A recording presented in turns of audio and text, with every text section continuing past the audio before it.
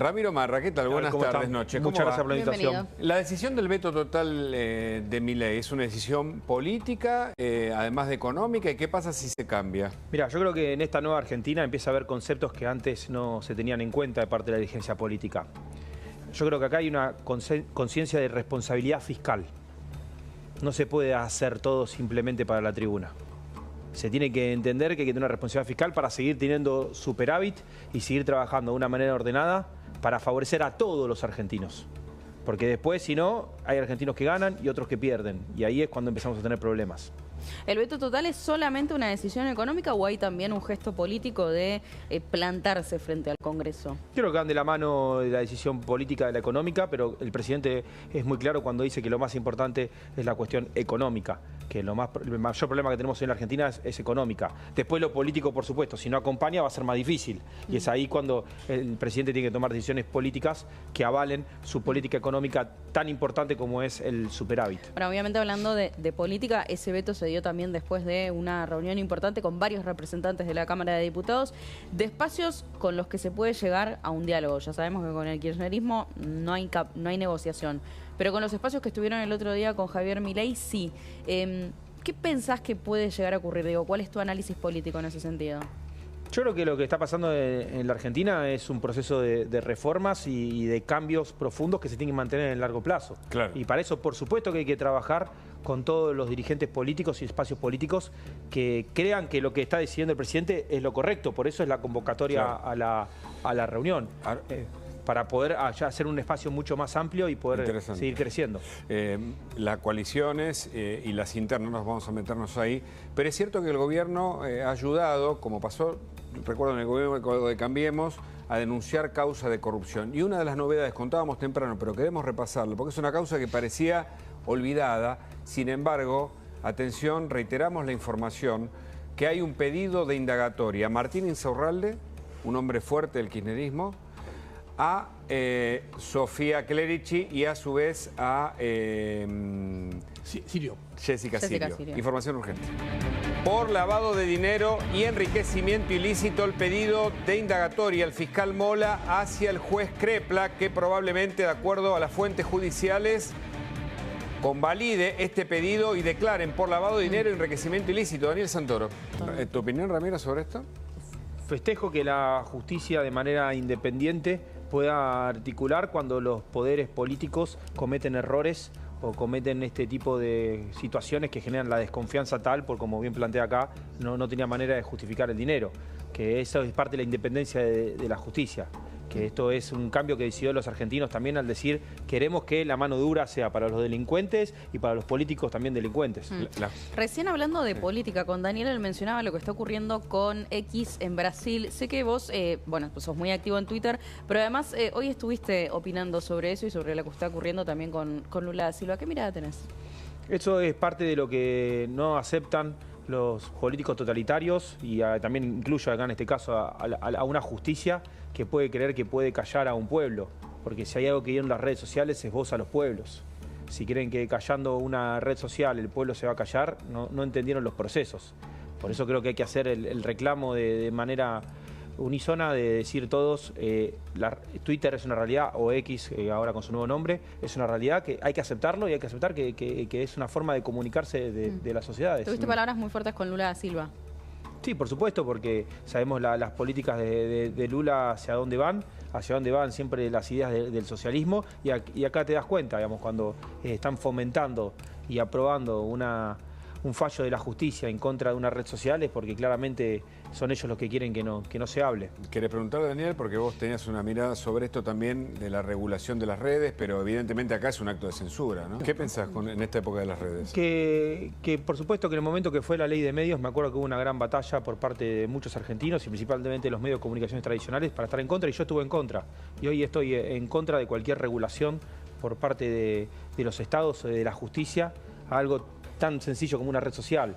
Después, por supuesto que puede haber procesos de regulación, porque son empresas privadas de autorregulación como está planteando, pero entendiendo que la base de la red social también es la libertad, porque si empezamos a limitar la propia red social, también pierde la propia esencia. O sea, es un tema que por supuesto que genera mucho ruido porque es algo muy novedoso y que está generando mucho impacto en todo el mundo, pero hay que tener mucho cuidado con las restricciones. con las restricciones. Hablando del dueño de Venezuela, ya tiene varios episodios, hace por lo menos 2 años me parece. Me hace acordar de existe algunos que pasaron Superbigote. acá, ¿no? Tal vez no llegaron a tanto, pero... Ha habido algunos contra Estados Unidos, etcétera, y ahora contra Elon Musk. Sí, se toma con gracia y no se hace cargo de que es un dictador, de que sigue muriendo gente en Venezuela, de que no se respeta la democracia. Con la vida en la seguramente quiere que él nos tomemos con gracia esto, que puede generar cierta simpatía, pero después hay una realidad de Venezuela que sigue estando. No, esto es y no podemos olvidarnos de eso. Claro. Y no le podemos hacer el juego, porque capaz esa es la discusión que muchas veces los gobiernos dictatoriales... Pero es parte de la guerra cultural que propone, me parece, ¿no? Porque evidentemente... Imponer la agenda, porque querer discutir con el hombre más rico del mundo siendo un dictador es parte de una agenda para llevar la discusión a otro lado, cuando lo que estamos discutiendo es que no se respetó la democracia en Venezuela. Vos sos especialista en medios también, Daniel, después de tanta experiencia en todo tanto esto. como eso no, pero... Yo recién decía que sí. habías tenido, Ramiro, palabras fuertes contra Lula da Silva, que había en la producción buscó el tuit. A ver, lo repasamos juntos, así nos contás. Este es tu tuit donde decís, ahora el comunista de Lula, al igual que... Uy, se me apagó la tele. A ver. Al igual que el dictador Maduro. Ahí está. Al igual que el dictador Maduro, también se opone a la libertad de expresión y prohíbe X en Brasil. Los zurdos siempre van a querer controlar el discurso y la forma de pensar de las personas. Saben que sin eso no tienen poder. Hay algo para responderle acá a Superbigote, me parece, ¿no? Casi implícito, ¿no? Por supuesto, entendiendo siempre las modas, los modos, mejor dicho, de las redes sociales, que tiene que ser un mensaje que vaya al eje de la cuestión. O sea, cuando digo los zurdos, lo digo de esa manera para que tomemos reacción de lo que pasó en la historia de la humanidad, que esto no es nuevo. Fue a lo largo de toda la historia que utilizaron estos mecanismos de manipulación de información o de mensajes únicos y de no permitir que todos nos podamos comunicar, que bien acá planteaba que por suerte en la Argentina los medios de comunicación tuvieron mucha independencia durante el kirchnerismo, pero claramente, bueno, vemos lo que pasa en Venezuela y lo que quieren hacer también ahora en Brasil, cerrando X. Claro. ¿Qué pensás del caso Fabiola Gate, que ha crecido y también nos ha impactado? Desintegra, por supuesto, a la oposición y eso tal vez le convenga políticamente al gobierno, pero Y muestra tiene que ver una escena también de la bastante con Argentina. las redes, ¿no? Porque la verdad Sí, es que gracias sí. a una red WhatsApp terminamos descubriendo un montón de cosas, ¿no? No, pero nos avergüenza, Sí. me parece, como argentino, haber tenido un presidente acusado de un Totalmente. delito tan grave. Preocupa por una cuestión institucional, porque la figura presidencial institucionalmente tiene que es una persona que nos represente y que en el ámbito privado esté cometiendo semejante delito como golpear a una persona con la que convivía, madre de su hijo, nos pone en una situación de preocupación de decir cómo puede ser que hayamos llegado a esto en la Argentina. Esperemos que la causa no deje de estar en agenda, porque muchas veces cuando deja de estar en agenda también nos olvidamos y estas cosas no hay que olvidarlas. Cuando ves lo del diputado, porque hablamos de lo de Alberto y muchos dicen, sí, pero es un modo de hacer política que tuvo el peronismo kirchnerista. Mirá al Perovi, gobernador, senador, mirá Insaurralde también como exintendente, mirá el caso de Espinosa, intendente del partido más importante del conurbano, también acusó de delito de género o de violencia, y en el caso de los Quisca, el diputado provincial, de delitos aún más aberrantes. ¿Qué ves? Bueno, esa es la cuestión de cuando las personas se dedican a la vida pública, política, tienen que tener la consideración de que está mal y hace un delito todo lo que estamos nombrando. Pero parece que es todo lo contrario.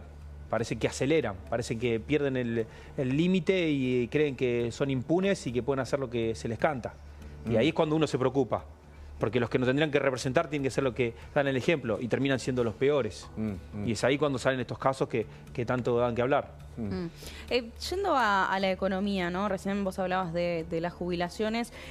Mañana, por ejemplo, y esto te lo pregunto como economista, como alguien que sabe mucho de economía, mañana se baja el impuesto país en varios sectores. ¿Cómo nos va a impactar eso en el bolsillo? Digo, porque no se baja en todos los sectores el impuesto país, pero quiero creer que va a impactar en los precios de algunas cosas que consumimos. Sí, esto es parte de la famosa salida del cepo, que es por etapas, porque se hace de una manera muy consciente y racional y profesional.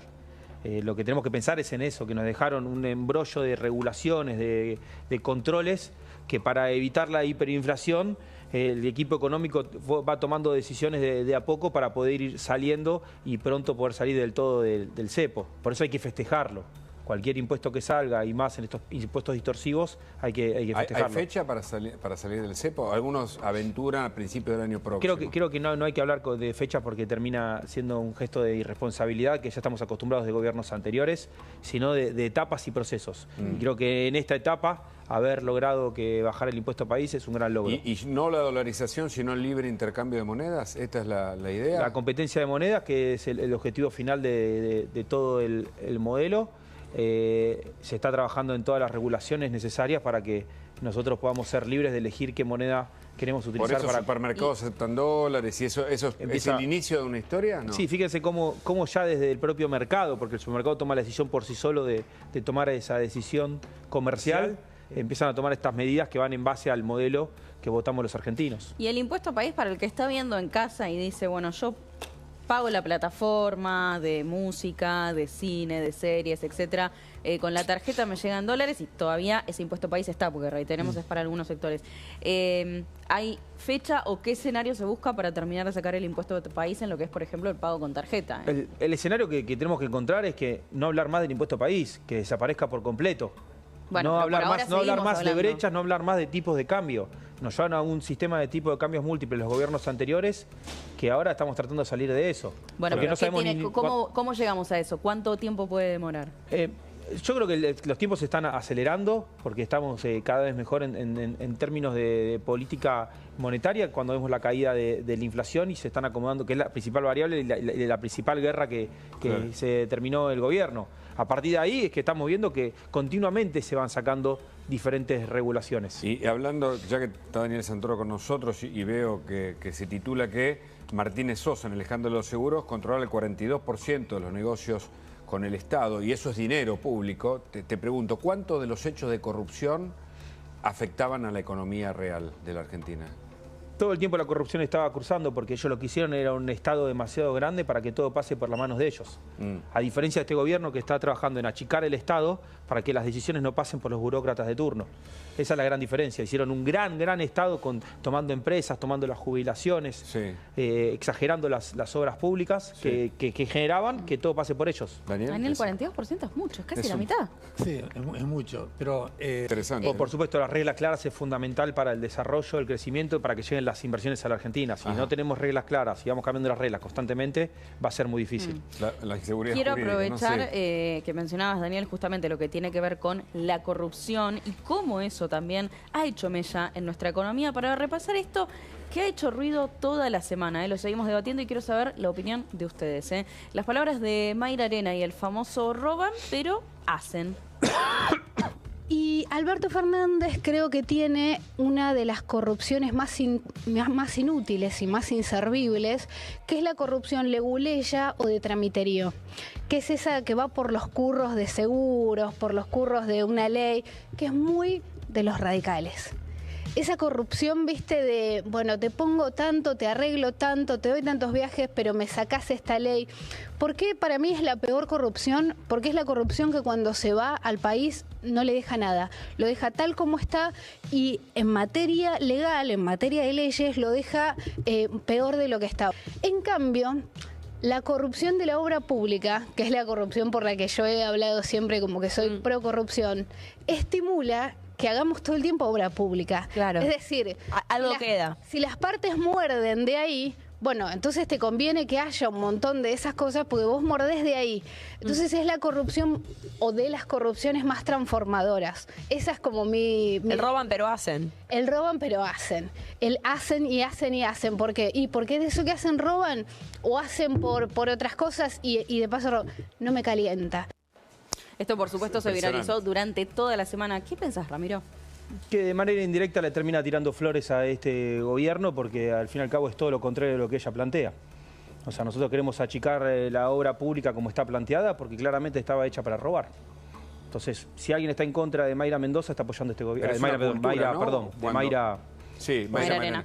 Mayra está a favor de este gobierno que lo que quiere es todo lo contrario. O sea, vos decís que valida el motivo por el cual ustedes como gobierno deciden achicar la obra pública. De esto estamos en contra. Pero yo te quería preguntar, más que por corrupción ahora, porque el gobierno ocupa la escena pública, casi en su totalidad se desintegra la oposición y aparece la lupa sobre las internas. Algunos dicen que es normal, otros dicen que es más grave, lo que pasó con Villarroel, la agenda propia de la vicepresidente. El presidente dice que no es así. Una diputada y un senador que se fueron del bloque. Distintos, bueno, expulsiones, lo de... Sí, lo que no es normal en la Argentina es que se hayan terminado los piquetes, lo que no es normal en la Argentina es que haya un gobierno que esté bajando la inflación, lo que no es normal es que haya superávit. Entonces, obviamente, empiezan a aparecer otros temas en la agenda que no son los importantes, porque acá lo importante son las políticas públicas que se aplican y los beneficios que trae la sociedad.